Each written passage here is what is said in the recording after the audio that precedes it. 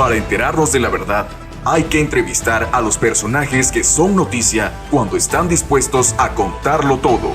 Radio Fórmula Campeche 97.3 FM presenta La Delgada Línea con Roberto Oropeza. Muchas gracias por estar con nosotros en otra emisión de La Delgada Línea a través de Radio Fórmula en el 97.3 de FM, el Núcleo de Comunicación del Sureste. Como todos los jueves, pues en estas emisiones donde tratamos de tener temas del momento relevantes, importantes para la ciudadanía y uno que nunca deja de serlo, pues es el tema de la salud. Le agradezco mucho que me acompañe hoy al director de la Unidad de Medicina Familiar de Santa Lucía, de la Unidad Médica Familiar número 10 del Instituto Mexicano del Seguro Social aquí en la capital del estado, que está ubicada en el Seguro de Santa Lucía. Es el doctor Manuel Bernardo Siuk. Muchas gracias por acompañarnos, doctor. Todo lo contrario, muchas gracias a ustedes por este espacio y por esta invitación. Bueno, estaba platicando con el doctor antes de entrar al aire, porque hay varios temas, ¿no? Particularmente uno que siempre es preocupación del instituto, que es el tema de pues la prevención y la concienciación, ¿no? El hacer conciencia sobre las enfermedades que obviamente representan una situación de estadísticamente más afectaciones para la ciudadanía en cuanto al avance y la complicación de la salud que puede llevar a perder obviamente la vida, perder pues la calidad de vida, ¿no? Como pues el cáncer y otras enfermedades. De eso vamos a hablar con el doctor, pero le comentaba que sí creo que es importante iniciar la charla con el tema que estamos viendo hoy, que es de preocupación, porque ya lo estamos viendo cómo se está reforzando todo el tema de campañas en el país por parte de todo el sector salud, no solamente el Instituto Mexicano del Seguro Social, sino todos los estados. Ya los estados están haciendo su labor también.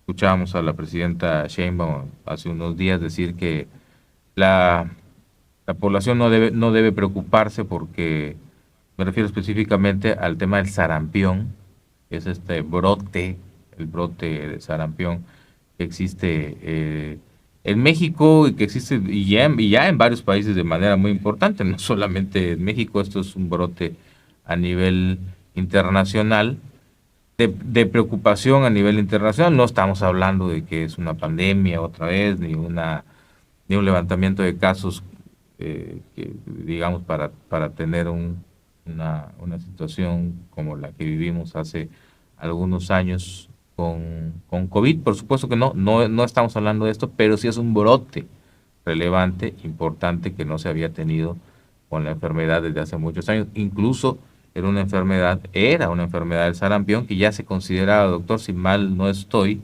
en varios países, incluyendo en México, ya no se consideraba de preocupación. No quiero decir erradicada, porque siempre pues hay algunos casos, pero ya no estaba preocupando tanto el sarampión en nuestro país y en el mundo, ¿no? Era un panorama más tranquilo lo que había, porque muchísima gente estaba vacunada y pues estaba protegida. Pero el problema es que dejó de haber un porcentaje muy alto de personas sin vacunarse. Esa fue la situación realmente. Sí, exactamente. El comentario que haces es acertado. Efectivamente, se consideraba una enfermedad ya controlada durante muchísimos años. En los últimos meses ha incrementado el número de casos que se han presentado de sarampión. El tema del sarampión, como bien menciona, y haciendo la comparación con el cuadro del COVID, ¿no? Que también ya tuvimos esa experiencia en años anteriores, es una enfermedad viral que tiene una característica muy peculiar, que es altamente contagiosa. Es una enfermedad que es considerada como una enfermedad exantemática y que pues afecta principalmente a lo que son niños o a población altamente vulnerable. Como característica importante de esta, que se contagia principalmente a través de las secreciones, a través del aire, a través del flujo, cuando nosotros hablamos, platicamos, tosemos, estornudamos, a través de esas secreciones se puede transmitir lo que es el virus. Lo que es interesante de esto es que pues la alta contagiosidad que tiene, que ahorita actualmente se está observando, se ve cómo se está diseminando y está propagando la enfermedad en cantidades bastante preocupantes, que es un tema que el Instituto Mexicano del Seguro Social, pues obviamente lo considera y no solamente se preocupa, sino que también se ocupa, porque obviamente maneja muchas estrategias para que pueda controlar esta patología. Sí, yo lo que sí me gustaría que quede muy claro es por qué es la vacunación el tema principal acá, porque esto para que en su momento, después de muchas décadas en que la enfermedad estuvo en el mundo atacando de manera pues muy fuerte en muchas regiones del mundo. América era una de las regiones más, también muy América Latina y digamos la parte de nuestro continente, incluyendo Estados Unidos también, que es y creo que ahí es donde surge también en Estados Unidos el tema de esos movimientos antivacunas y todo esto que se empieza a movilizar, que al final de cuentas pues se termina pues el costo que se termina pagando por esas cuestiones ideológicas, ¿no? Como estas antivacunas, es que esta enfermedad que durante varias décadas estaba pues con una situación que había tratado de controlarse, se logra controlar con la vacunación. Hace ya muchos años que esto se logra controlar con la vacunación, y sin embargo viene este movimiento, que el movimiento antivacunas viene antes de COVID. Es correcto. Pero luego viene COVID, y entonces obviamente la emergencia mundial de COVID, hay que decirlo como es, desplaza, ¿no? En tema de salud pública, pues desplaza a otras enfermedades. O sea, la prioridad era COVID. Y entonces, de tener porcentajes muy altos de vacunación en enfermedades como el sarampión y otras, pero en enfermedades como el sarampión de manera particular, que habían porcentajes de vacunación arriba del 90%, y ayer veía datos en redes sociales donde ya se empieza a recuperar el porcentaje, pero llegó a estar por ahí de los 70%, 60 y algo, 70% de vacunación. Entonces, lo que sí que me gustaría que usted nos comente es esta relación muy importante entre, y no solamente a nivel del sarampión, sino entre lo importante que es la vacunación en sí, la vacunación y la prevención con la vacunación. Ahorita en las escuelas, que no es obligatorio, aquí ya platicamos con el secretario de Salud hace algunos días, nos decía, en las escuelas se está solicitando de manera voluntaria que los padres puedan entregar las cartillas de vacunación de los niños en las escuelas para ver cómo está el cuadro de vacunación. No es obligatorio, lo dijo él, lo reiteró, pero sí de manera voluntaria, lo ideal es que la gente participe para que se sepa pues cómo son los niños en materia de vacunación, porque sí hay muchos niños que están muy rezagados en el tema de sus vacunitas. Entonces sí me gustaría que usted le explique a nuestro auditorio por qué la importancia de la vacunación a lo largo de este tiempo, y en enfermedades particularmente, estamos hablando del sarampión, pero en general, ¿por qué la importancia de no bajar la guardia en la vacunación, doctor? Muy bien. La vacunación es una estrategia de salud pública que efectivamente a lo largo de los años ha demostrado que tiene un impacto positivo para el control de diversas enfermedades. La ventaja de una vacunación oportuna es de que disminuye las posibilidades de transmisión o de propagación de un virus. Siendo específicos en el caso de lo que es el virus del sarampión, como había mencionado previamente, el virus del sarampión es altamente contagioso, pero algo que es muy característico de él, que puede permanecer durante 2 horas en una habitación posterior a que la persona que estaba contagiada o enferma abandone la habitación. Lo cual quiere decir que pues, prácticamente somos muy vulnerables a adquirir lo que es la enfermedad. Y se ha demostrado que el 90% de las personas aproximadamente que entran en contacto con este virus y que no cuentan con un esquema de vacunación completa o correcta, tienen el 90% de posibilidades de contagiarse o de enfermarse. Que si bien es cierto, la enfermedad puede ser cursada desde un cuadro clínico muy leve, como son elevación de las temperaturas, la presión del exantema y ciertas características como manchas de Koplik en lo que es la cavidad oral, pero puede presentar complicaciones muy serias, como es el caso de una neumonía, que puede llevar a la muerte sobre todo a los grupos vulnerables, como lo serían los niños, o como también lo serían gente que se encuentra inmunocomprometida.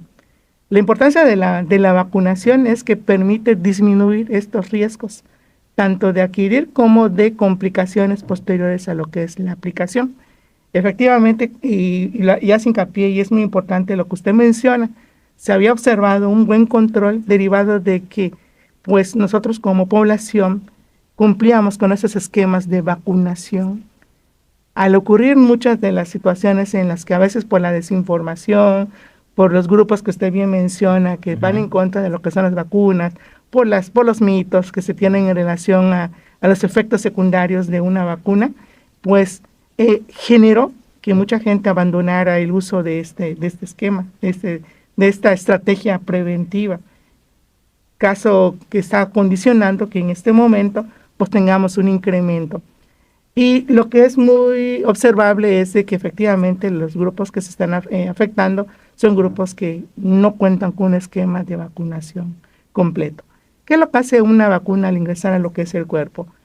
Favorece al organismo. No tienen esquema completo y hay gente que no tiene absolutamente nada. Y esos son los que ahí está la enfermedad aprovechando para hacer todo el daño que puede, ¿no? Exactamente. Y incrementar los contagios. Exactamente. Entonces, no solamente una falta de aplicación de una vacuna, en este caso lo que es el sarampión, repercute en la persona que evita o omite ese tipo de acciones, sino que también favorece el desarrollo o la propagación de la enfermedad en la población en general.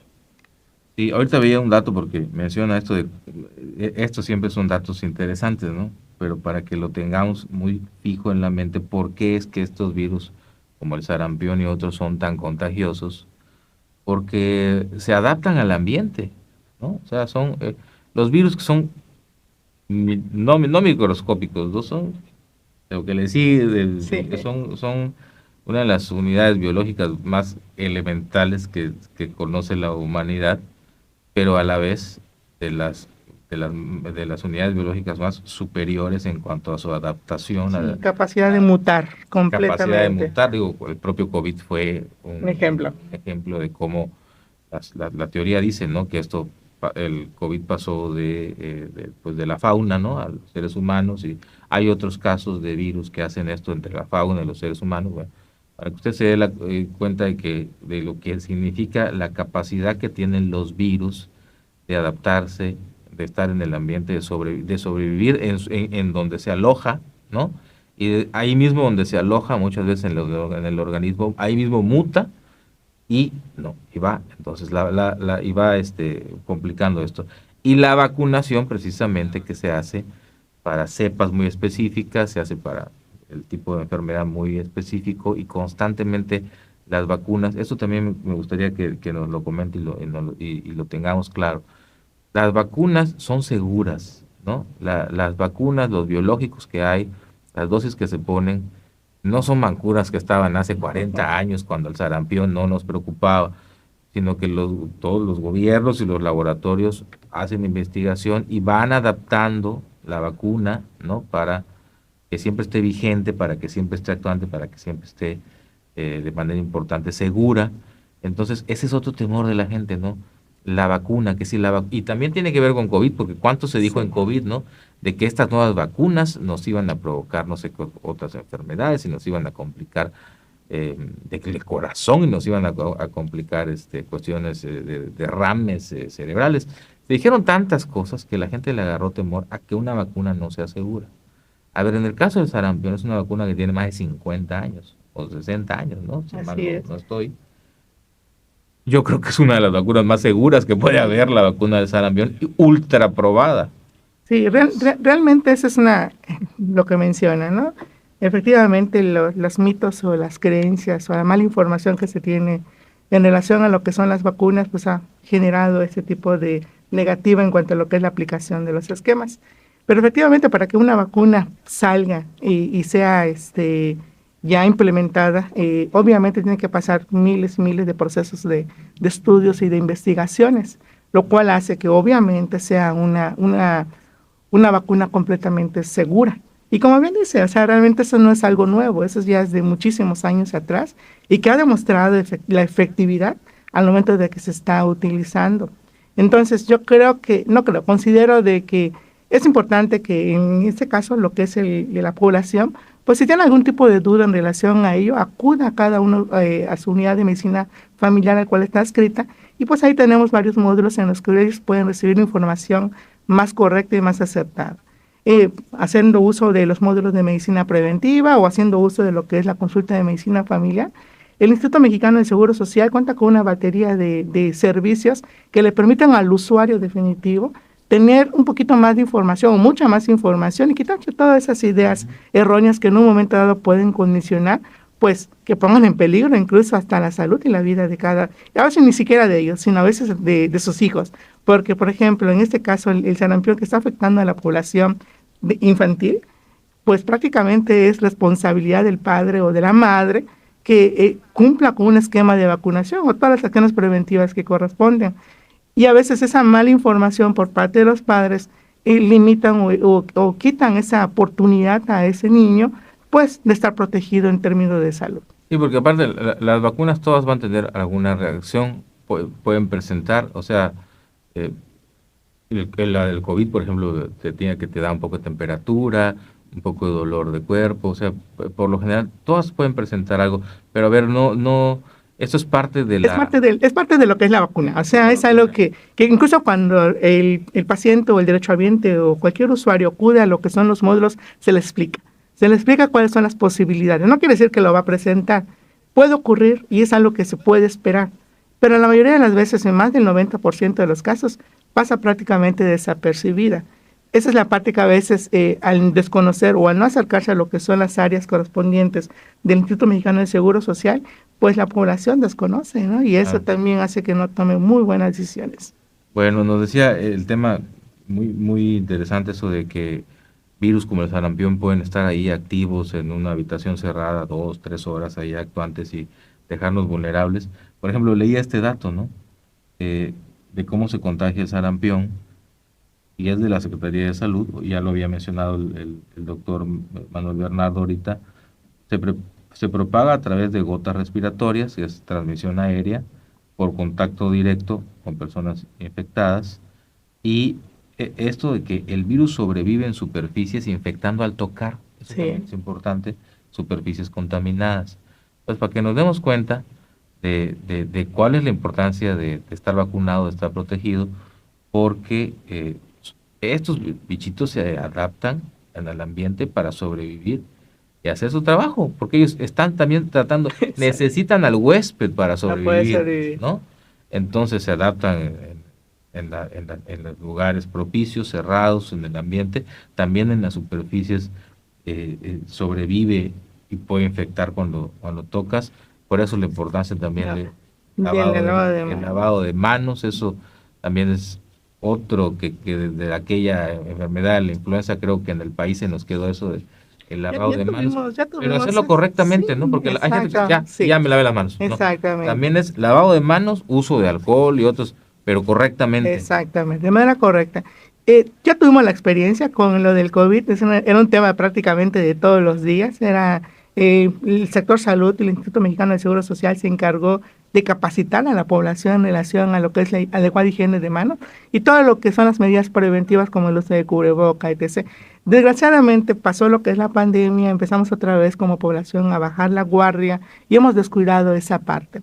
De nuevo hay que retomarlo, yo sí invito a la población efectivamente de que de nuevo tome esas medidas preventivas, son muy básicas, muy sencillas, no llevan mucho tiempo, pero el impacto positivo hacia la protección o a la prevención es definitivo un punto clave para que esta enfermedad se pueda controlar y evitar en la medida de lo posible incluso que tengamos un desenlace fatal en uno de nuestros familiares. Sí, ahí sí andas otra vez si andamos otra vez con alguna enfermedad respiratoria, alguna complicación, pues no te afecta en nada ponerte un ratito el cubrebocas y vas a estar en un lugar cerrado particularmente, Pero bueno, quería platicar con usted antes de entrarle a los temas, a los otros temas importantes que trae para platicar con nosotros el doctor Manuel Bernardo Siuk, que es el director de la Unidad de Medicina Familiar número 10 de Santa Lucía.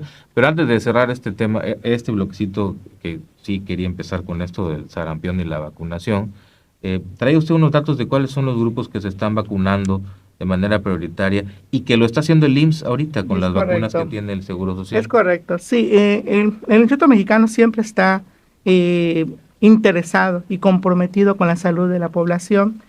Y ahorita ofertamos, obviamente, por el tipo de situación, lo que es el esquema de vacunación. El esquema de vacunación de sarampión está enfocado a niños de 1 año de edad, a los cuales se les aplica la primera dosis y la segunda dosis al 1 año y medio de edad. Y niños que estén cumpliendo en este periodo 6 años también entran para la aplicación del esquema de vacunación de sarampión. Derivado de la situación actual que tenemos de los brotes de sarampión, se está abarcando también la población de 10 años a 49 años que no tengan un esquema completo o que no hayan tenido ningún tipo de acercamiento hacia lo que es la vacuna. Entonces se les invita a todos los derechohabientes y no derechohabientes, porque recordando que las vacunas son para todos, o sea, el Instituto Mexicano del Seguro Social no solamente otorga este servicio a la población derechohabiente, sino hasta la población no derechohabiente se puede acercar. Específicamente en lo que es la Unidad de Medicina Familiar número 10, tenemos el servicio desde las 8 de la mañana hasta las 8 de la noche. Se pueden acercar, si tienen alguna duda, alguna inquietud, algo que en un momento dado tuvieran ellos la necesidad de quitarse algunas dudas, se pueden acercar a cualquier personal de salud que se encuentra debidamente capacitado y les pueden orientar y, bueno, obviamente, ayudar para la aplicación de lo que es la vacuna. Bueno, ahí está. Pues entonces, por la situación del brote, nada más hay que tenerlo claro, aparte de los niños pequeños, los bebés, ahorita se está contemplando a partir de 10 años también, ¿no? Es correcto. Ese es el tema, de 10 a 49 años. 49 años, ahí está. Bueno, vamos a la pausa y regreso para seguir platicando con el doctor Manuel Bernardo Siuk, director de la Unidad de Medicina Familiar número 10 de Santa Lucía, que nos trae información importante también de temas que siempre están actuando en estas unidades para diagnóstico, ¿no? Para diagnóstico, para prevención, para diagnóstico, que puede ser complicado en materia de salud estos diagnósticos, pero siempre si se tienen a tiempo, pues habrá una mayor posibilidad de salir adelante de estas enfermedades. Voy a una pausa y regreso con más información. Ya volvemos. Tu opinión nos interesa. Comparte a través del Facebook NSS Noticias qué invitados te gustaría escuchar en La Delgada Línea. Sigue escuchando La Delgada Línea y envía tus mensajes al 981 13 8 11 42 o contacta directamente a Roberto Oropesa en Twitter @JROropez. Ya regresamos a La Delgada Línea. Le agradezco mucho que esté platicando con nosotros el doctor Manuel Bernardo Siuk. Él es el director de la Unidad de Medicina Familiar número 10 del Instituto Mexicano del Seguro Social en Santa Lucía. Y aquí siempre, platicando con quienes amablemente nos acompañan, nos dan la oportunidad de estar con él en la mañana, esta mañana. Y porque también le decían al cerrar el corte anterior, pues hay temas de momento de salud que nos llevan toda la atención hacia allá, pero también hay temas de salud que son permanentes, de enfermedades que son causa de funciones que son causa de mortalidad muy importante, como es el cáncer. Entonces el doctor también nos trae información importante que el Instituto Mexicano del Seguro Social quiere comunicar en relación, y en sus unidades de medicina familiar particularmente tienen este marco de atención para diagnóstico, que en el caso del cáncer pues es un diagnóstico complicado, ¿no? de recibir en materia de salud, los tipos de cáncer también, y también qué se está haciendo para lo más importante acá, que es la detección temprana de la enfermedad. del cáncer, obviamente los tipos de cáncer más comunes y los riesgos que hay. Doctor, pues bueno, el cáncer y qué están haciendo en las unidades médicas familiar del IMSS para atender la prevención, el diagnóstico que es complicado, ya lo mencionamos, la prevención, qué podemos hacer para el diagnóstico temprano y obviamente cómo se canaliza esta situación con ustedes ahí en las unidades del Seguro Social. Muy bien, muchas gracias. Para nosotros el IMSS Campeche siempre está comprometido con lo que es la prevención. El tema de cáncer es un tema muy interesante y muy complejo de abordar, puesto que el cáncer actualmente ha sido causa de alta mortalidad en lo que es la población derechohabiente y obviamente en general, en la población general. De acuerdo con estimaciones nacionales recientes, cada año se diagnostican aproximadamente 190,000 nuevos casos en el país y Campeche pues prácticamente tiene las mismas estadísticas, va por allá, ¿sí? Pero más allá de lo que es las cifras, lo más importante es entender qué es lo que ocurre detrás de cada diagnóstico. De cada paciente que es diagnosticado con cáncer, pues tenemos un integrante de una familia, que puede ser un padre, una madre, incluso un hijo o una hija, y el impacto emocional que esto tiene. El cáncer por obesidad no solamente va a afectar al paciente, sino que transforma la calidad de vida en general de toda la familia, genera miedo, genera incertidumbre, tiene un impacto emocional bastante interesante y en muchas ocasiones pues también tiene repercusiones económicas, ¿no? Sin embargo, el mensaje muy claro con el que yo quiero comenzar, ¿sí? Que detectado a tiempo, el cáncer puede tratarse con mayores probabilidades de éxito. Y por eso nosotros como IMSS Campeche insistimos tanto en la visita regular al médico familiar y a los módulos de medicina preventiva. El cáncer es un reto completo por todo lo antes mencionado y sobre todo porque la resistencia todavía de lo que es la población a acudir a los centros de salud por las ideas, los mitos, los miedos que puedan tener, incluso el miedo de recibir una noticia de que tiene uno cáncer, pues no es algo muy agradable, obviamente, y ese miedo en muchas ocasiones impide o limita que una persona acuda a lo que son los módulos, ¿sí? Vamos a comenzar hablando de un tema muy interesante, los cánceres más frecuentes que tenemos aquí en el estado. En el caso de lo que es la mujer, el cáncer que tiene mayor número, mayor incidencia es el cáncer de mama, y le sigue en frecuencia lo que es el cáncer cervicuterino. Y en el hombre está el cáncer de próstata, y en ambos sexos te encuentra lo que es el cáncer de colon y recto.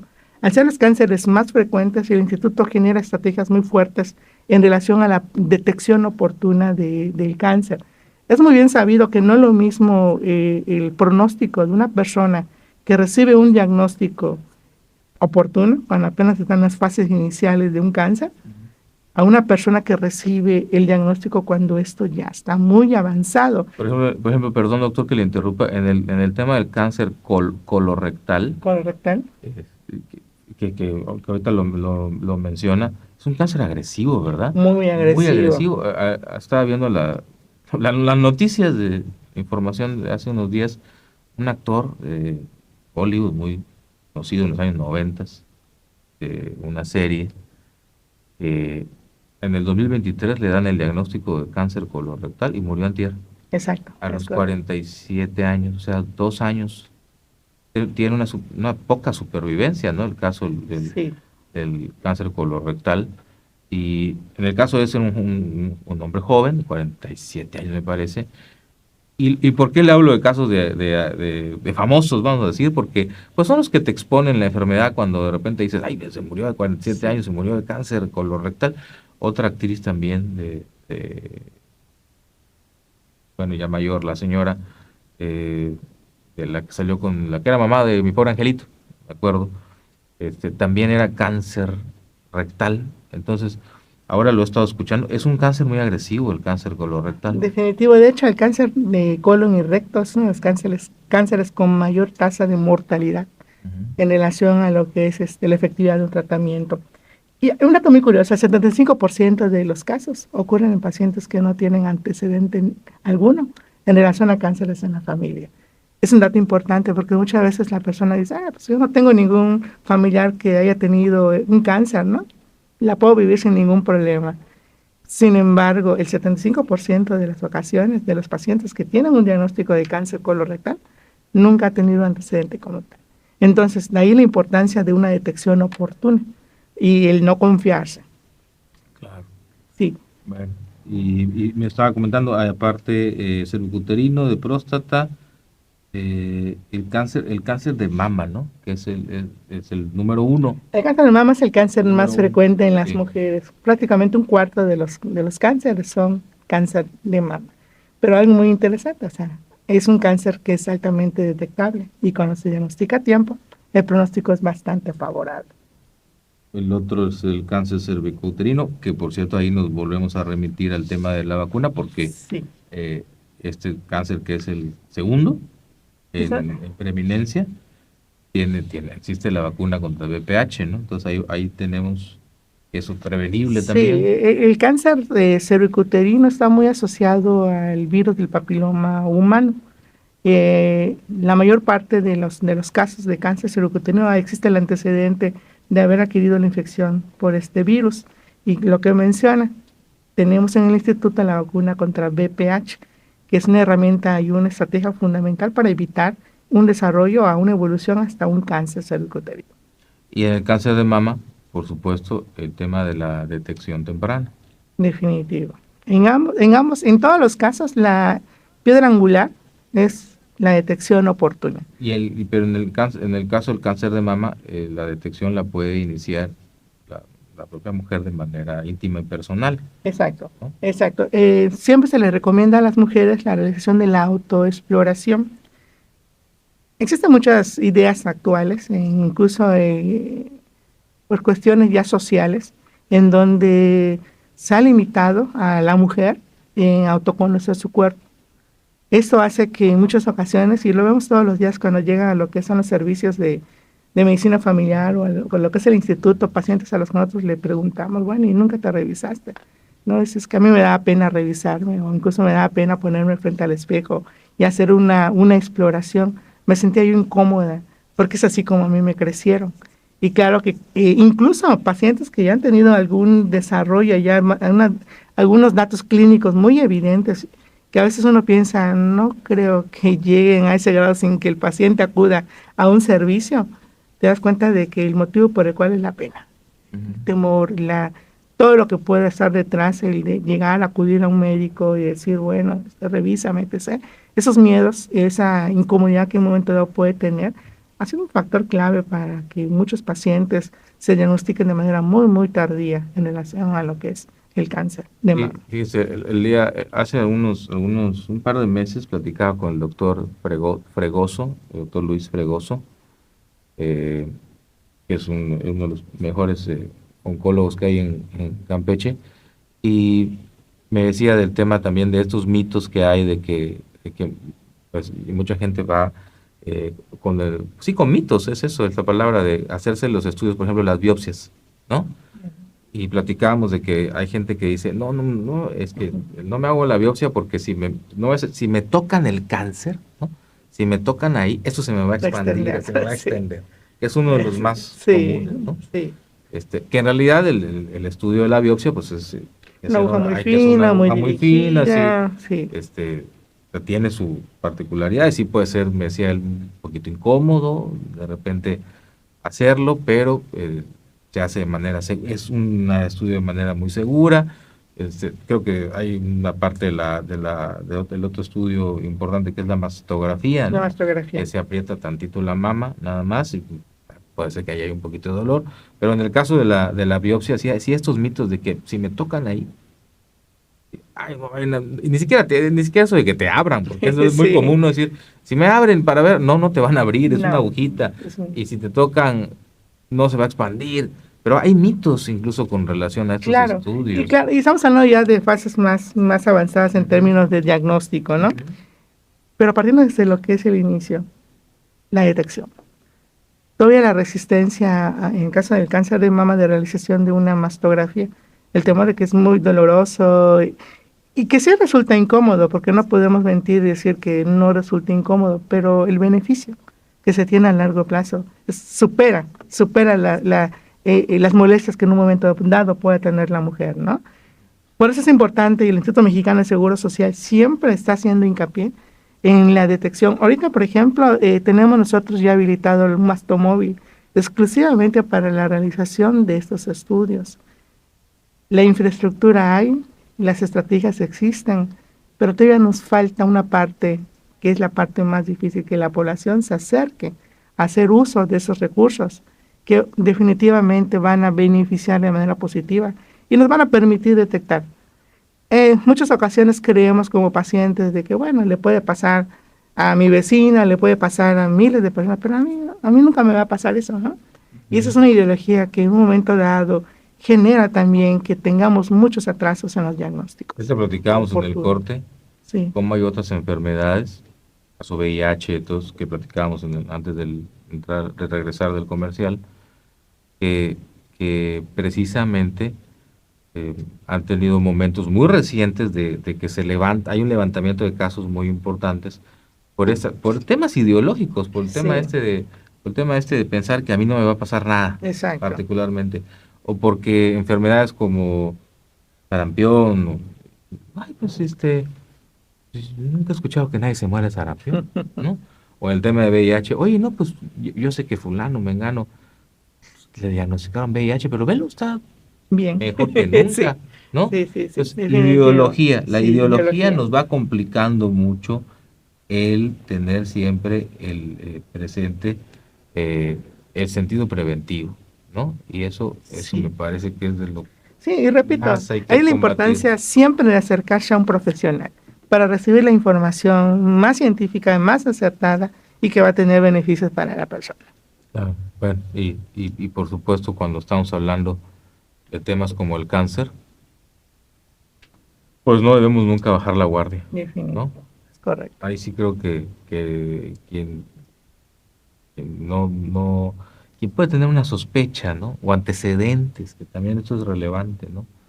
La parte de tener antecedentes aunque ya nos dijo no es definitivo. No es definitivo, es correcto. Pero sí hay un porcentaje. Entonces, si hay antecedentes, si tú sientes de ahí que puede haber algo raro, ¿no?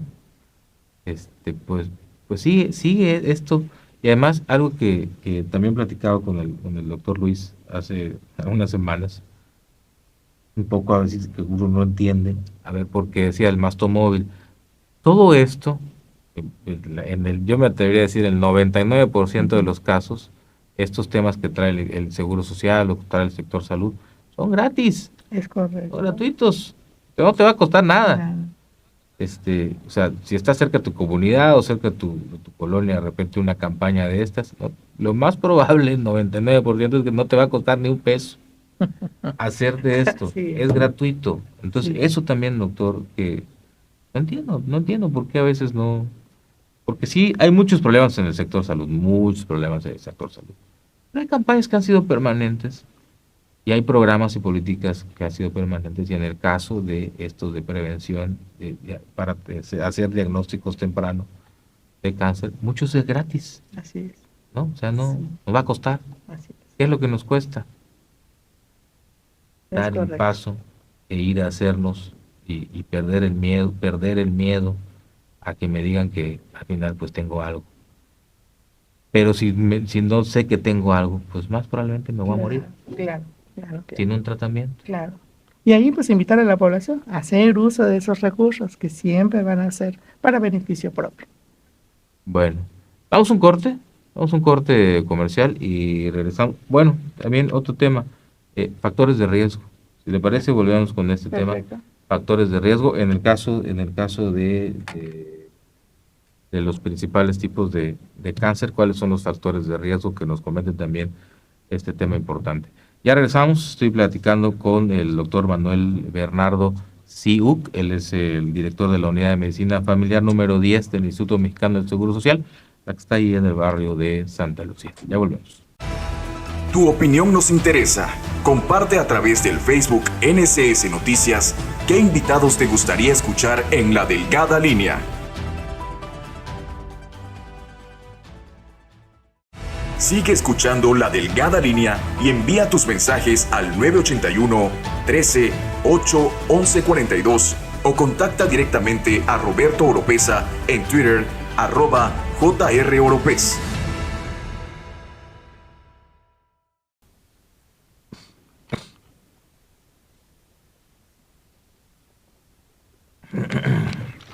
Bueno, ya es el último bloque, ¿no? Sí. Ya es el último, está.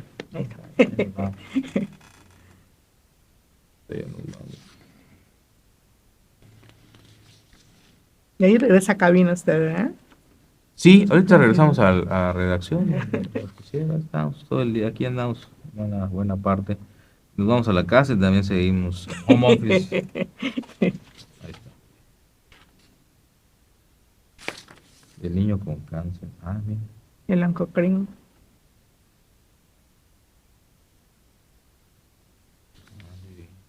¿Listos? 5, 4, 3, 2.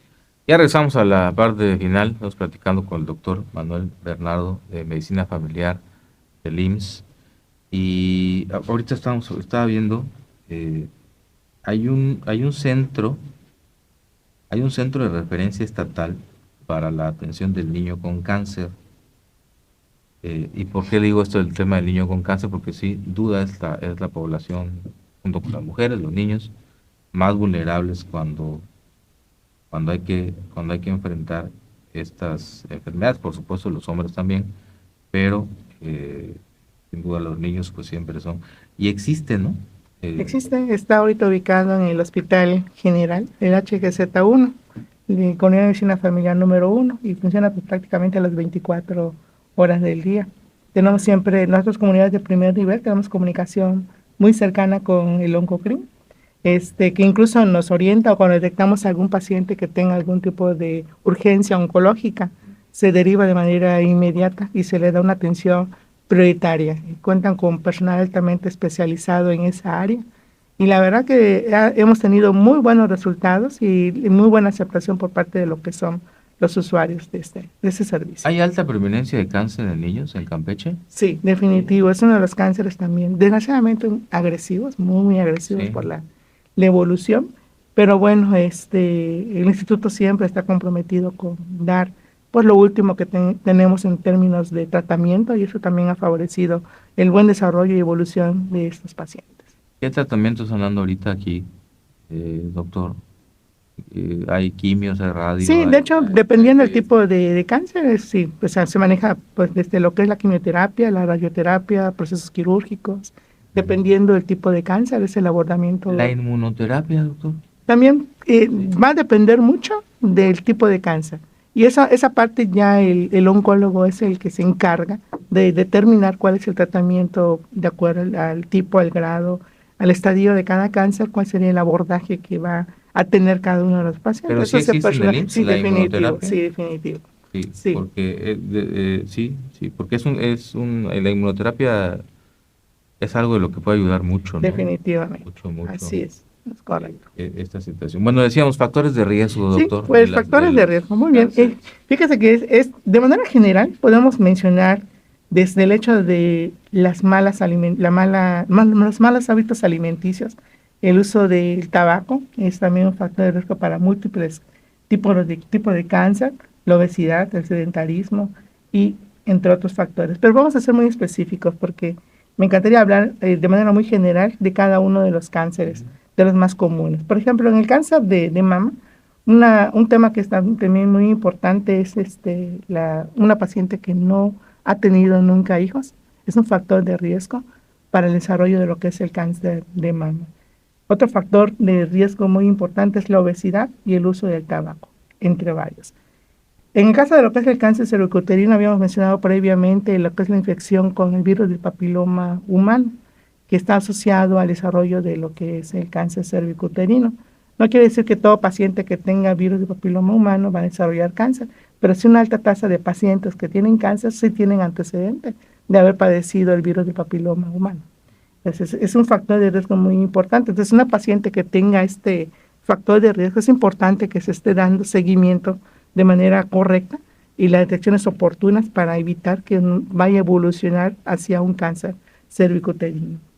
En el caso del cáncer de próstata, uno de los factores más interesantes e importantes de riesgo es el antecedente de cáncer de próstata en familiares de primera línea o si somos de raza afroamericana, también es un factor de riesgo para el desarrollo de cáncer de próstata. En el caso del cáncer de colon y recto, las predisposiciones genéticas son un factor determinante. Si tengo un familiar que tuvo el antecedente de haber padecido cáncer, es un factor que puede hacer que yo, paciente, tenga mayor riesgo de desarrollar un cáncer a un futuro. Y obviamente si yo he tenido diagnósticos frecuentes o previos de enfermedad inflamatoria, como es una colitis ulcerativa, una enfermedad de Crohn, también son factores que pueden predisponer al paciente a desarrollar un cáncer de colon y recto. El caso de cáncer de próstata, este tema de que el estudio proctológico del antígeno, Antígeno ¿no? prostático. El antígeno prostático hasta los 40 años, ¿esto es real? ¿Esto que es la edad? Así como que cumplo los 40 años y ya me lo tengo que hacer, o puede bueno, ser antes. Bueno, se inicia por lo general a partir de los 45 años. 45 años, pero si tengo factores de riesgo, antecedentes de algún familiar que haya tenido cáncer de próstata, se debe iniciar a partir de los 40 años. Ese es un tema interesante porque el hombre, por lo general, por los mitos, las ideas que tienen, no acuden a ese tipo de detección. Bueno, lo ideal es que se realice porque hoy por hoy un tacto rectal nos permite a nosotros identificar muchas características de la próstata y algún tipo de deformación, malformaciones, bultos, crecimientos en el interior de la próstata o cambios en la estructura se pueden percibir a través de un tacto rectal. Puede ser incómodo, sí, por los mitos que se puedan tener en relación o las ideas que se puedan tener, pero bueno, no es exclusivamente. Y aparte el antígeno, ¿no? Ajá. Incluso, bueno, yo le decía a los pacientes, bueno, si por algún motivo no quieres hacerte el tacto rectal, bueno, de perder un antígeno prostático, porque el antígeno prostático también nos permite a nosotros identificar de manera oportuna un cáncer. Entonces, sí tenemos muchas maneras, no necesariamente tiene que ser el tacto rectal. Sí, eso que dice, el tema de los mitos, pero yo creo que también ya no nada más es el tema de los mitos, porque hoy en redes sociales vemos una cantidad de videos, chistes, parodias, ¿no? Y que tienen que ver con esto, ¿no? De que el hombre no se vaya a ir a hacer el tacto rectal, ahí no le va a ir el doctor, y que sí, ¿no? Y hay una cantidad de videos que aparecen en todo TikTok, Sí. Y que hacen mofa. Exacto. Hacen mofa sí. de un estudio que ha salvado y que puede salvar miles de vidas. Miles de vidas. Entonces, pues no es un chiste. Exacto. No es un chiste. Y se hace con seguridad, o sea. Claro, se hace. Lo va a hacer, está preparado para eso. Capacitado completamente para la realización, y estar consciente de que es para beneficio propio, ¿no? Bueno, y para disminuir los riesgos de desarrollar un cáncer, doctor. Bueno, pues la reducción de riesgo comienza desde cuestiones muy cotidianas, como evitar fumar, mantener un peso saludable, hacer ejercicio, 30 minutos mínimo todos los días. No solamente ayuda a prevenir cáncer, sino también nos permite disminuir riesgos de muchas otras enfermedades, como la diabetes, la obesidad, la hipertensión. Consumir frutas y verduras, evitar el exceso de alcohol, vacunarse contra el virus del papiloma humano, también es un factor, es una medida de protección que nos ayuda muchísimo para evitar el riesgo de desarrollar cáncer. Y obviamente, pues, acudir a los módulos de medicina preventiva o con el médico familiar para una detección lo más oportuna. Los signos de alerta. Datos de alarma. ¿Cuáles son los signos de alerta signos de alerta y síntomas? Que a los que a los que tenemos que estar muy pendientes. Le decía, sobre todo me interesa mucho el caso de los niños. Uh-huh. ¿Qué síntomas, qué signos de alerta, qué tenemos que estar muy pendientes? En todos esos cánceres que ya nos mencionó, pero si nos pudiera particularizar el caso de los niños. Ok. Algo que tenemos que tener muy, muy claro y estar conscientes es de que no necesariamente puede haber síntomas. A veces cuando hay síntomas es porque esto ya está muy, muy avanzado. Nosotros como Instituto Mexicano del Seguro Social siempre abordamos el tema con los usuarios, con los derechohabientes, de no esperar síntomas. Pero bueno, cuando ya existen síntomas, pues ya estamos hablando de que muy probablemente el cáncer ya está un poquito más avanzado. A veces no son datos clínicos muy, muy, muy específicos. En el caso de los niños en particular, una de las cuestiones muy, muy comunes de encontrar son los crecimientos ganglionares. A veces la madre llega a lo que es la consulta y dice, no sabe qué es, que le identifico a mi hijo que tiene unos crecimientos en las axilas o en la región del cuello o en cualquier parte de del cuerpo, y que a veces en ocasiones se acompañan de fiebre. No necesariamente indica o implica o sugiere que esto es un cáncer, pero es un foco de alarma para el médico de hacer y estudiar y protocolizar mejor a lo que es el niño, ¿no? Si los vemos muy cansados. Si lo hemos cansado, con cambios de comportamiento, a veces pérdida de peso, todo eso puede darnos ciertos indicios o indicaciones de que probablemente el niño tenga algún tipo de afectación. Repito, no necesariamente tiene que ser cáncer, pero ante cambios de ese tipo es importante acudir de manera inmediata con el médico familiar para que el médico familiar pueda descartar, protocolizar de manera correcta el caso particular y pues darle seguimiento. Y en dado caso, pues que desgraciadamente si el diagnóstico sea de un cáncer, pues podamos iniciar de manera muy, muy oportuna lo que es el tratamiento. Sí, y aquí yo me aviento un comentario. Siempre, por favor, cuando haya sospechas de algo que veamos, porque siempre lo digo, ¿no? Un niño que no lo ves jugando, brincando, Sí. saltando, ya preocúpate. Sí. O pueden haber niños muy tranquilos y que no sean de estar haciendo mucha actividad, pero por lo general un niño escolar, que no lo veas que está Sí, activo, con un ¿no? comportamiento normal, o a veces el comportamiento habitual. Uno ya conoce a sus hijos, Sí, sabe cuál es el comportamiento normal y de repente cambia la manera como él se comporta o nota algo diferente, es el momento de agarrar y acudir con lo que es el médico. No confiar, no confiar. y también otro tema, nada de tratamientos alternativos, nada de remedios de menjurjes, nada de lo que me recomendó la vecina. Hay que ir al doctor. Hay que ir al médico, hay que ir al médico, es algo muy definitivo. Yo vacilaba mucho con los pacientitos en muchas ocasiones, le decía, me encantaría ser la vecina o el vecino porque me harías más caso que a mí como médico, ¿no? Ese es un tema muy preocupante, muy alarmante, porque sí, efectivamente a veces se dejan guiar por información que en muchas ocasiones o pueden complicar el proceso o bien pueden retrasar o retardar el inicio de un tratamiento oportuno. Claro. Bueno, pues muchas gracias, doctor. De verdad que siempre es importante platicar con ustedes, que nos traigan información, que nos recuerden todas estas cosas. Yo siempre lo digo, ¿no? En el tema de salud y de salud pública, pues lo importante es reiterar, machacarle mucho a la gente que hay cosas que nos preocupan de manera permanente.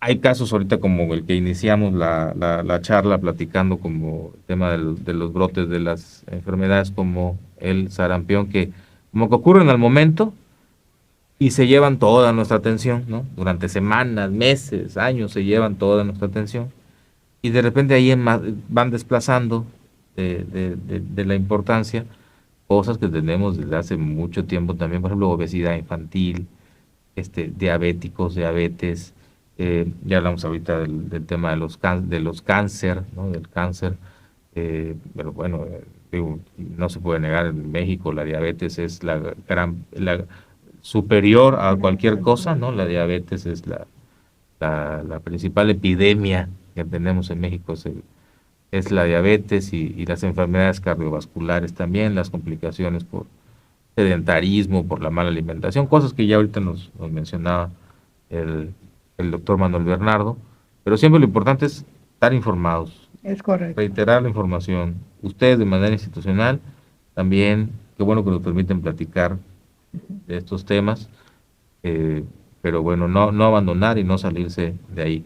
Le agradezco mucho, doctor, y nada más le pediría que nos recordara en el tema de la vacunación del sarampión a los grupos ahorita donde hay que tener prioridad y bueno, hacer el llamado a la gente que nos escuche hoy de estos temas de salud, pues un mensaje para los próximos meses, y que pueden ser que estemos escuchando muchos de estos temas todavía durante un tiempo más. Muy bien, pues el grupo etario es a partir del año de edad con su primera dosis y de 1 año y medio con su segunda dosis, o niños que estén cumpliendo 6 años.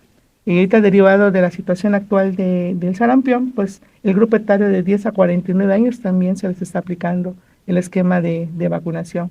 Y sí, pues agradecer definitivo esta oportunidad que nos da para poder compartir un poquito de la experiencia en relación a estos temas que son de mucha relevancia, hacer el conocimiento que una detección oportuna puede marcar la diferencia entre vivir, sobrevivir, o en qué tipo de condiciones vivir o morir, ¿no? Recordar de que efectivamente el Instituto Mexicano del Seguro Social cuenta con toda la infraestructura, con personal altamente capacitado, cuenta con los recursos que son necesarios para una detección oportuna y bueno, y en dado caso que se haga un diagnóstico para el tratamiento hasta el tratamiento final de lo que es el paciente. Pero la parte más importante es que pues el usuario haga uso de estos recursos. Podemos contar con la mejor tecnología, pero si el paciente, el derechohabiente, no se acerca, no hace uso de esto, pues estamos fallando en ese aspecto. Pues además, muchísimas gracias. Pues hay muchos problemas, ¿no? Sabemos que hay muchos problemas y el sector salud constantemente, el sector salud está siendo observado por los medios de comunicación y por los periodistas. Por supuesto que sí, y aquí hacemos siempre señalamientos de que hay que mejorar mucho, pero si podemos nosotros anticiparnos a momentos complicados de nuestra vida y de nuestra salud, tendremos habrá menos posibilidades de que lleguemos a requerir pues un tratamiento más agresivo, más invasivo. Siempre el tiempo y hacerlo tiempo y los diagnósticos, aunque sean complejos, muchos no queramos llegar a recibir una mala noticia, será lo mejor hacerlo en su momento, que luego cuando ya es más difícil. Pues muchas gracias, doctor Manuel Bernardo Uc, director de la Unidad de Medicina Familiar número 10 de Santa Lucía, que nos acompañó esta mañana para hablar de estos temas de salud importantes. Y tómenlo muy en cuenta, no bajen la guardia, no nos confiemos y pues cuidémonos antes que todo, pues cuidémonos haciendo conciencia de estos temas y la prevención y cómo podemos disminuir los riesgos. Por supuesto, lo que es con vacunación, pues es lo más claro, ¿no? Hay que ir y vacunarse, tanto sarampión como VPH, hay que ir y hacer uso de la vacuna. Muchísimas gracias a quienes nos sintonizaron a través de Radio Fórmula en el 97.3 de FM. Hasta la próxima semana en Núcleo Comunicación del Sureste, en otra emisión de La Delgada Línea. Hasta entonces. El próximo jueves, acompaña a Roberto Oropesa con otro invitado dispuesto a responder con honestidad en La Delgada Línea. Solo a través de Radio Fórmula 97.3.